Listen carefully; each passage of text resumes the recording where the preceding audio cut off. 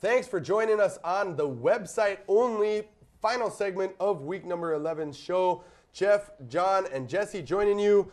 This is kind of uncharted waters for us here, Jeff. We're just publishing this last segment on the website for the faithful viewers at home to peruse. Yeah, this is like a little bit of an experiment for us. It's another way for us to drive traffic to our website.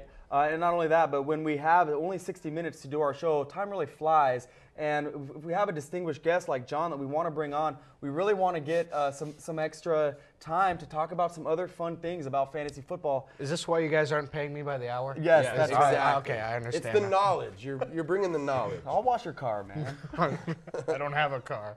Oh, well, I got off on one. All right. Nice. Well, we're going to break down the last 5 matchups here. First matchup that we're going to talk about, Carolina at Green Bay. Now, we all know Green Bay has only 1 loss on the season. Guys, they've been playing excellent ball. Their big question throughout the first 2 months of the year was who's going to run it for them. None of the guys they had plugged in there were really doing much. Now, all of a sudden, the last couple weeks, Ryan Grant kind of coming out of nowhere. I think he makes an excellent play here in this game. John, talk about Green Bay and how badly we think they're going to destroy Carolina. Yeah, the only thing really going for Carolina is the fact they're a better road team. However, Green Bay is a better home team, so that advantage is negated. Green Bay is just playing too well for there to be any worries about this game. They're finally running the ball well to go along with the obvious passing game. Their defense is clearly one of the best in the league. I don't think we should be overthinking this one too much at all. Yeah. Green Bay wins comfortably at home. You know, Brett Favre is the only quarterback in the NFL that's right now averaging 300 yards per game.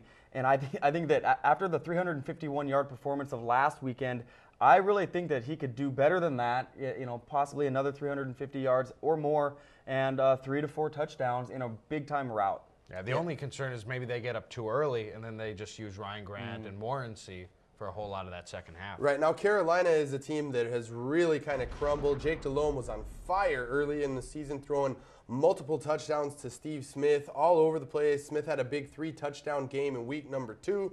But after that injury to Delhomme's elbow, this team's offense has really went south.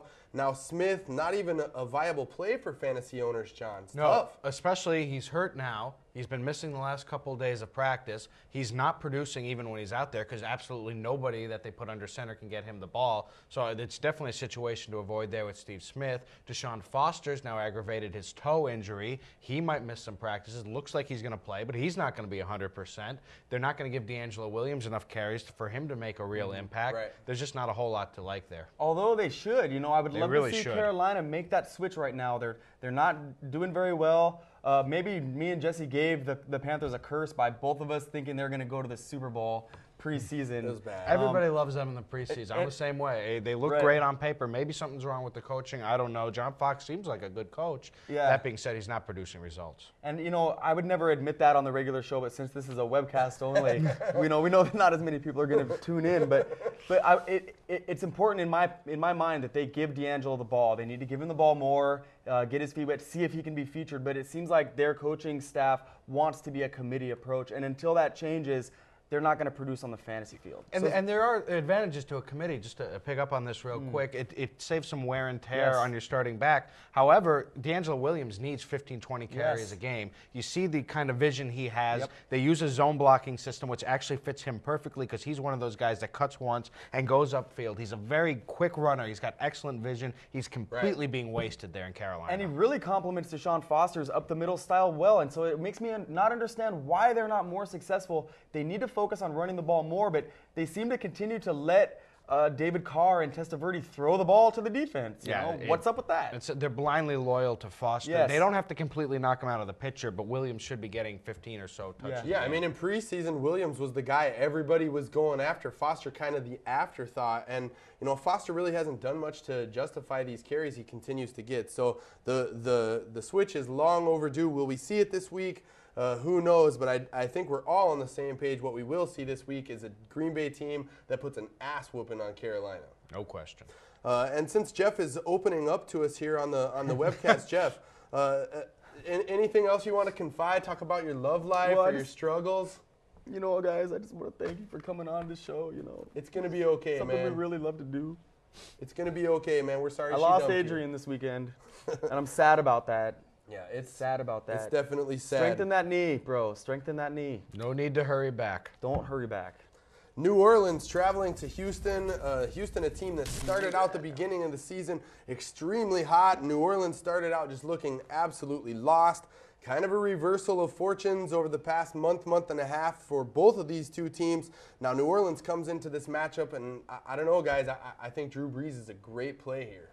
I really like Drew Brees here as well. To me, it's kind of like he wasn't going to Marcus Colston at the beginning of the season. Marcus Colston catches every ball thrown to him. And Brees finally started to realize that. And the tall and lanky and very fast Marcus Colston started to find a little bit of more room against the defenses. Things started to open up. So these guys both make great plays here in your matchup, and so start them with confidence. And you'll start Reggie Bush, too. You have to start Reggie Bush. Yeah. He's a must-start now. And I think they got a wake-up call last week when they lost to the Rams. Even though they had won 4 in a row going up into that game, they had to realize that every week they have to focus on the opponent in front of them. They can't start having these grand thoughts because, you know what, they're in a team below 500. Okay, so They John, gotta worry about Houston, they've been without Andre Johnson for a number of weeks now, quite a long time. He's coming back in this matchup. What do you expect from Andre Johnson here? Normally, I'd recommend that you bench a guy if this is his first game back after a long absence. However, it's different here. Not only has Andre Johnson been targeting Week 11 for a long time now, so he's on schedule. They're coming off a bye. He is completely healthy. On top of that, the Saints secondary is absolutely terrible. They always get burned deep. I would definitely start Andre Johnson this week. Yeah, I'm with you, John. And another reason I really like Andre Johnson from here until the end of the season is that, as far as I understand, he's an unrestricted free agent at the end of the year. And I just get the sense that he has been wanting out of Houston for a couple of years now. They haven't put a good team on the field for a while. And so I think he wants to get his dollar bills up. And so I do think he's going to be really producing well from here on out. And gosh, how great would it be if he was wearing purple and gold next year? Oh, we can only hope. Pittsburgh traveling to face the Jets. The Jets are a team that's absolutely headed in the wrong direction. They've made a quarterback switch. We don't know if that's going to help them or hurt them. I mean, it was definitely time to do something, but Pittsburgh, in my opinion, now starting to step to the forefront as potentially the second best team in the AFC. I think you have to start all of your Steelers here, Jeff. Yeah, I really like Willie Parker in this matchup as well as the passing game, but Parker has really been kind of inconsistent so far in the year. Didn't produce like we thought he would last week. I do think he gets in the end zone this weekend and has 120-plus yards to go with it. Yeah, few teams are worse against the run than the Jets. They allow points in bunches. Willie Parker's a great start, and I agree with you also with the passing game. You should get each of those 4 guys, Heath Miller, Santonio Holmes, Hines Ward, and Big Ben, into your lineup this week. Now, at the beginning of the season, if you tuned into our preseason special, Jeff and I were both definitely on the bandwagon as far as Thomas Jones was concerned, but now Thomas Jones just really not getting any of the carries that we thought he would get. We definitely projected him as a solid number 2 back. You can't start him here against Pittsburgh, but John, looking down the stretch, he's got some decent matchups. Is Thomas Jones going to start getting the ball at any point in time this season? The biggest problem, besides the fact that they're limiting his touches now, is that offensive line is simply not creating holes for him. No matter what the matchup, Thomas Jones has not done anything. So I see him as nothing more than a number 3 fantasy back who you would start only in an emergency in your playoffs. And he has as many touchdowns in the NFL this year as I do.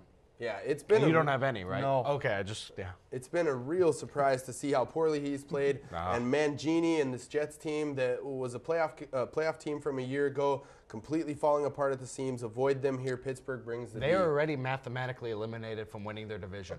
I know, isn't that crazy? It's unbelievable. It's week 11. You know, as far as keeper leagues goes, I really do like Kellen Clemens on a long-term basis. Although I don't think it's going to be right away. I think that the chemistry that he'll develop with Jericho Cotchery first and Lavernius Cole second will be good for next year. So if you're in a deeper league, you can carry him. He might be a free agent. Go ahead and pick him up. He could be good for next year as a backup.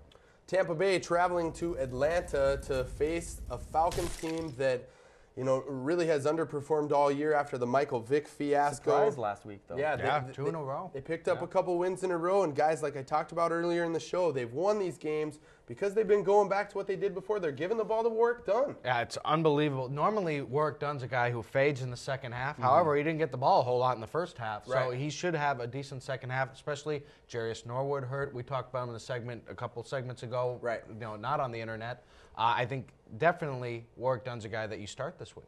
You know what's interesting to me about Warrick Dunn is he gets to face his former team this week. Now his former team, they went away from Warrick Dunn several years ago, spent a high first-round pick on Cadillac Williams, and then he got injured. Now Ernest Graham has stepped in, and I do like him this weekend, but how much better would they be if they still had Warrick Dunn right now? And here's another thing is I think Warrick Dunn is going to get up for this team in this game at Atlanta. I like him for 100-plus yards and a touchdown again. Outside of the running backs in this contest, which I think we all like, looking at the Tampa Bay passing game, is this a week that fantasy owners can rely on Joey Galloway here, Jeff? Because Joey Galloway is one of those players where he's an all-or-nothing guy. Yeah. I really don't like him. I think D'Angelo Hall is going to lock up really well on him. So I'm really not excited about what Joey Galloway brings to the table here. Plus, dude's like 45 years old. Yeah, it's a battle. Two very good secondaries. I don't like any member of either passing game. Yeah, me neither.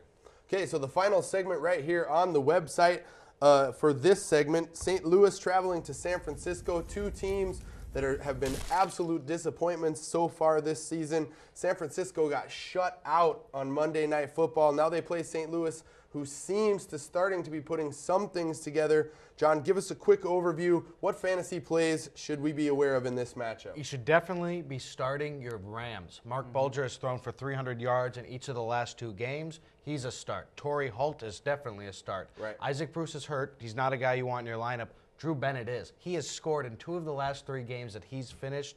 San Francisco gives up a lot of touchdowns to number 2 and number 3 receivers. Drew Bennett obviously is a physical mismatch for most cornerbacks because of his height. He's a guy I really like. Don't start Randy McMichael. He's not that good. Right. In my opinion, you know, as far as the San Francisco side of the ball goes, I think this is the kind of team that's all or nothing, you know, speaking of that from before, and Mike Nolan just hasn't been able to get his team on the winning track. If Frank Gore plays this weekend, I think he should be good. Possibly his best game of the season, although it's still uncertain if he's going to play.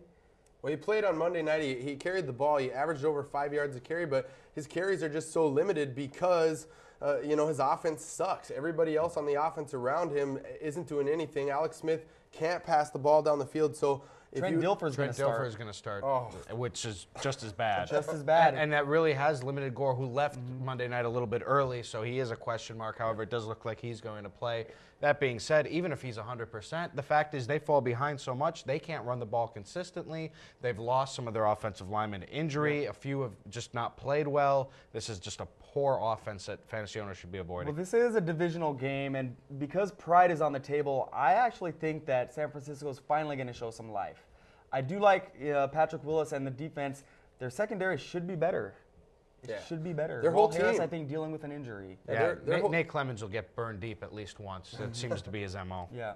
Yeah, their whole team should definitely be playing better. Both of these teams should be playing better, but you know, what are you going to do? Throw your Rams out there like we're telling you to do and hope for the best. We really thank you for tuning in to the website. After this segment is over, don't hesitate to bounce around on the site. Check out Jeff's rankings. I know he puts a lot of time into those. Look at the writers' pages on the bottom left-hand corner of the home page. Click on those, toggle back and forth. You'll see our picks. We have 5 different writers that we allow to publish stuff right there on the website for you. Take a look at everything. Check it out. Thanks for stopping, and stop back again sometime.